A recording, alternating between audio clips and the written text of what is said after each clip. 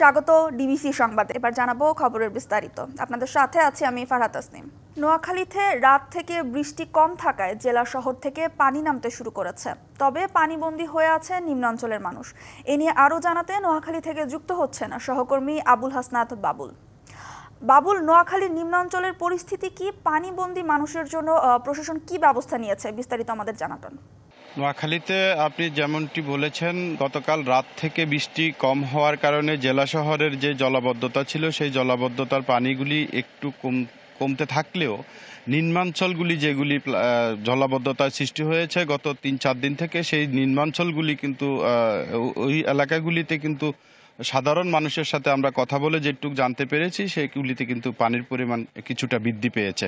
অর্থাৎ শহর থেকে পানি নেমে কিন্তু নিম্নাঞ্চলে পানির পরিমাণ বৃদ্ধি পেয়েছে। অপরদিকে আমি খবর নিয়েছি যে মানুষগুলি এখন পানিবন্দী রয়েছেন, সে মানুষগুলির জন্য প্রায় ২ লাখ মানুষ কিন্তু এখন নোয়াখালীর ৬টি উপজেলাতে পানিবন্দী হয়ে রয়েছেন। সেগুলির জন্য পর্যাপ্ত পরিমাণে আশ্রয়কেন্দ্র এবং শুকনো খাবারের ব্যবস্থা করা হয়েছে। চিকিৎসা সেবার জন্য, স্বাস্থ্যসেবা নিশ্চিত করার জন্য জেলা প্রশাসকের পক্ষ থেকে স্বাস্থ্য সেবার জন্য একটি সংগঠন ২০টি টিম গঠন করা হয়েছে। তো জেলা ত্রাণ ও দুর্যোগ অধিদপ্তরের কর্মকর্তা সূত্রে আমরা যেটুকু জানতে পেরেছি যে নোয়াখালী ৬টি উপজেলা, অর্থাৎ নোয়াখালী জেলার মোট ৯টি উপজেলার মধ্যে সবচেয়ে বেশি ক্ষতিগ্রস্ত হয়েছে ৬টি উপজেলা। তার মধ্যে সদর, কবিরহাট, কোম্পানিগঞ্জ, সেনবাগ এবং সুবর্ণচর ও হাতিয়া মিলিয়ে প্রায় ৫৭টি ইউনিয়ন এবং পৌরসভা মিলিয়ে ৫৭টি ইউনিয়ন এবং পৌরসভা মিলিয়ে প্রায় ২ লাখ লোক ইতিমধ্যে পানিবন্দী হয়ে পড়েছেন। এই সমস্ত পানিবন্দী লোকদের উদ্ধার তৎপরতা এবং সার্বিক চিকিৎসা সেবা, তারপর হচ্ছে যে সমস্ত আশ্রয় কেন্দ্রগুলি রয়েছেন সে আশ্রয় কেন্দ্রগুলিতে যাতে কোনো রকম খাবারের সমস্যা না হয় সেজন্য প্রশাসনের পক্ষ থেকে পর্যাপ্ত পরিমাণ ব্যবস্থা গ্রহণ করা হয়েছে। আমি এখন যে জায়গাটিতে রয়েছি সেটি হচ্ছে জেলা শহরের জেলা প্রশাসক কার্যালয়ের সামনে আমি রয়েছি। এখানে কিন্তু গতকালও হাঁটু পরিমাণ পানি ছিল, এখন কিন্তু অনেকটা হাঁটুর নিচে নেমে গেছে পানি। তো এইভাবে বৃষ্টি না থাকলে নোয়াখালীর জলাবদ্ধতার পরিস্থিতি অনেকটা উন্নতি হবে বলে আশা করা যাচ্ছে, করছেন এখানকার স্থানীয় বাসিন্দারা। তো এই ছিল নোয়াখালী থেকে আমার কাছে জলাবদ্ধতার সর্বশেষ। পারহা। বাবুল, ধন্যবাদ। এসএসসি ও সমমানের পরীক্ষায় ১৫ বছরের ইতিহাসে সবচেয়ে খারাপ ফলাফল হয়েছে এবার। ২০১০ সালের পর পাশের হার এত কম হয়নি আর কোনো বছরই। আন্তঃশিক্ষা বোর্ড বলছে এবার শিক্ষার্থীরা যেভাবে লিখেছে সেভাবেই মূল্যায়ন করা হয়েছে। আর জুলাই বিপ্লবের প্রভাবসহ নানা কারণে ফলাফলে এই ধস বলে মনে করেন শিক্ষা গবেষকরা। পরীক্ষা ও মূল্যায়ন পদ্ধতি নিয়ে ভাবারও তাগিদ তাদের। জুলাই গণ অভ্যুত্থানের পর এটি প্রথম এসএসসি ও সমমান পরীক্ষার ফল প্রকাশ, যাতে পাশ করেছে ৬৮.৪৫% শিক্ষার্থী।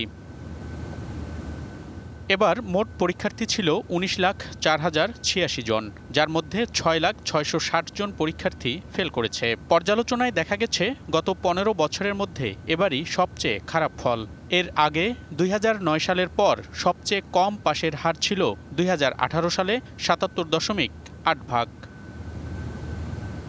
আবার গতবারের চেয়ে এবার পাশের হার কমেছে প্রায় ১৪.৫৯%, আর জিপিএ 5 কমেছে ৪৩,০৯৭ জন। এবার গতবারের চেয়ে শতভাগ পাশ করা শিক্ষা প্রতিষ্ঠানের সংখ্যা ১,৯৮৪টি কম, আর প্রায় ৩ গুণ হয়েছে কোনো শিক্ষার্থী পাশ না করতে পারা শিক্ষা প্রতিষ্ঠানের সংখ্যা। এবার ফলাফল খারাপ হয়েছে গণিতেও।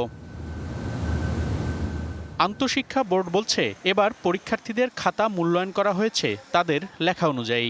আমরা ওরকম কোনো লক্ষ্য নিয়ে টার্গেট আমাদের ছিল না যে আমরা পার্সেন্টেজ এত করব, কি জিপিএ এরকম কমাবো, কি বাড়াবো, এরকম কোনো টার্গেট নিয়ে আমাদের এই মিশনে আমরা যাত্রা করিনি। উত্তরপত্র মূল্যায়নে আমরা বলেছি যে আমাদের নির্দেশনা বিশেষ কোনো নাই। নির্দেশনা আপনারা শিক্ষক সঠিক পেলে যা প্রাপ্য তাই দিবেন, যা প্রাপ্য নয় তা দিবেন না। পরীক্ষার ফল বিপর্যয়ের পেছনে জুলাই আন্দোলনের প্রভাবসহ নানা কারণ দেখছেন শিক্ষা বিশেষজ্ঞরা। এবারে রাজনৈতিক সত্তা না থাকবার কারণে একটা নিরপেক্ষ পরীক্ষা পদ্ধতি, মূল্যায়ন পদ্ধতি এবং অ্যাসেসমেন্ট হয়েছে। আমি মনে করি জুলাই বিপ্লবের কারণে আমাদের শিক্ষক, শিক্ষার্থী এবং আমাদের অভিভাবকদের মানসিক পরিস্থিতি এবং অস্থিরতাও কিন্তু আমাদের এই ফলাফলের উপর এক ধরনের নেতিবাচক প্রভাব পড়াটা খুবই স্বাভাবিক এবং এই আন্দোলনের ফলে শিক্ষার্থীদের একটা শিক্ষার প্রতি এবং তাদের পড়াশোনার প্রতি আগ্রহ কিন্তু অনেকটাই কমে গেছে। নিরপেক্ষতা বজায় রেখে শিক্ষার গুণগত মান উন্নয়নের জন্য আমি মনে করি পরীক্ষা পদ্ধতি এবং মূল্যায়ন পরিচালনা হওয়া উচিত। তবে শিক্ষার মান উন্নয়ন না হলে শুধু ভালো ফলাফল দিয়েই সামনে এগোনো যাবে না বলেও মত বিশেষজ্ঞদের। মনিরুল সোহাগ, ডিবিসি নিউজ, ঢাকা। আইন মন্ত্রণালয়ের সাবেক যুগ্ম সচিব বিকাশ কুমার সাহা সহ 18 বিচারককে অবসরে পাঠিয়েছে সরকার। বৃহস্পতিবার রাষ্ট্রপতির আদেশক্রমে তাদের অবসরে পাঠিয়ে প্রজ্ঞাপন জারি করেছে আইন, বিচার ও সংসদ বিষয়ক মন্ত্রণালয়।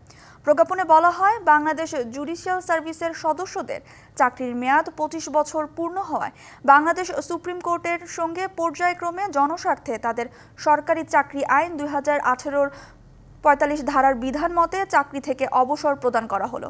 তবে তারা বিধি অনুযায়ী অবসরজনিত সুবিধা পাবেন। অবসরে পাঠানো কর্মকর্তাদের মধ্যে আছেন জেলা ও দায়রা জজ শেখ মফিজুর রহমান, মাহবুবুর রহমান সরকার, শেখ গোলাম মাহবুব, মুজিবুর রহমান, এহসানুল হক, জুয়েল রানা সহ 18 জন।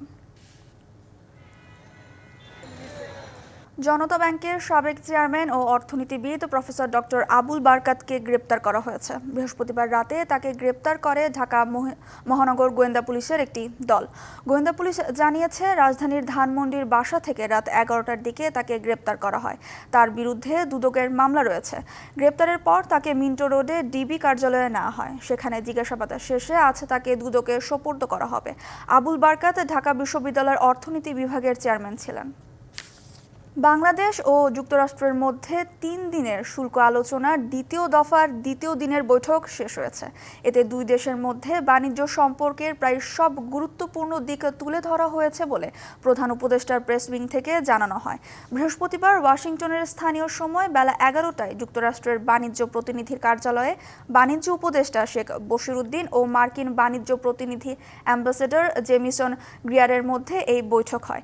এতে বাংলাদেশ যুক্তরাষ্ট্র বাণিজ্য ও শুল্ক ইস্যু নিয়ে আলোচনা হয়। দুই পক্ষই পারস্পরিক স্বার্থ সংশ্লিষ্ট বিষয়ে একসঙ্গে কাজ করার অঙ্গীকার পুনর্ব্যক্ত করে। বাংলাদেশের মোট জনসংখ্যায় ধীরে ধীরে কমছে কর্মক্ষম মানুষ, বাড়ছে নির্ভরশীল মানুষের সংখ্যা। বিগত আওয়ামী লীগ সরকার 2 সন্তান নীতিতে অটল থাকলেও বাড়তি জনসংখ্যাকে কতটা জনসম্পদে রূপান্তর করতে পেরেছে তা নিয়ে প্রশ্ন তুলেছেন বিশেষজ্ঞরা। অনেকের মতে, প্রয়োজনীয় নীতি ও প্রাতিষ্ঠানিক দুর্বলতায় দক্ষ ও কর্মক্ষম জনগোষ্ঠী গড়ে তোলা সম্ভব হয়নি। এমন প্রেক্ষাপটে আজ দেশে পালিত হচ্ছে বিশ্ব জনসংখ্যা দিবস।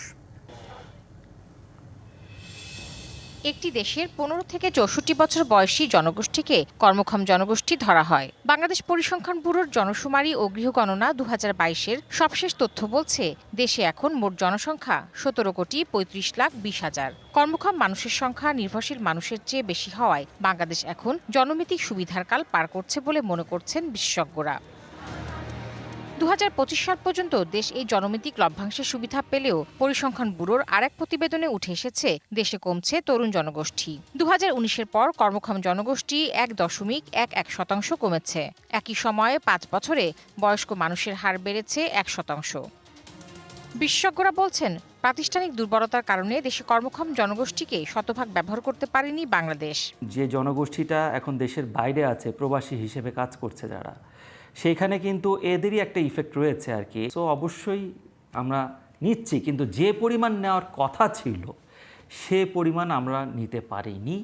আমাদের পিছনে বিভিন্ন রকমের প্রাতিষ্ঠানিক দুর্বলতা আছে, কিছু পলিসি লেভেলের দুর্বলতা আছে, যে কারণে আমরা সেই লেভেলের অর্জন করতে পারিনি।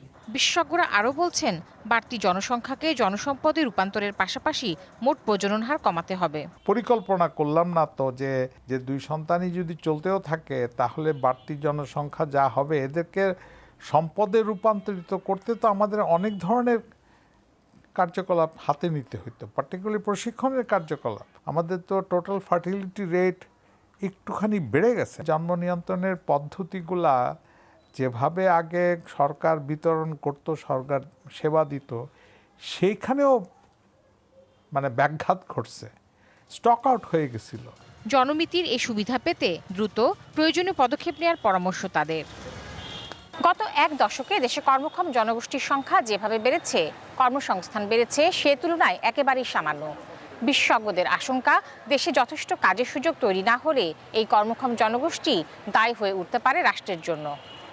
তাহসিনা জেসি, ডিবিসি নিউজ, ঢাকা। ডিবিসি সংবাদে এ ছিল এখনকার মতো। ডিবিসি নিউজের সংবাদগুলো পড়তে ভিজিট করুন dbcnews.tv আর ভিজিট করুন ডিবিসির ফেসবুক পেজ এবং ইউটিউব চ্যানেল। সঙ্গেই থাকুন।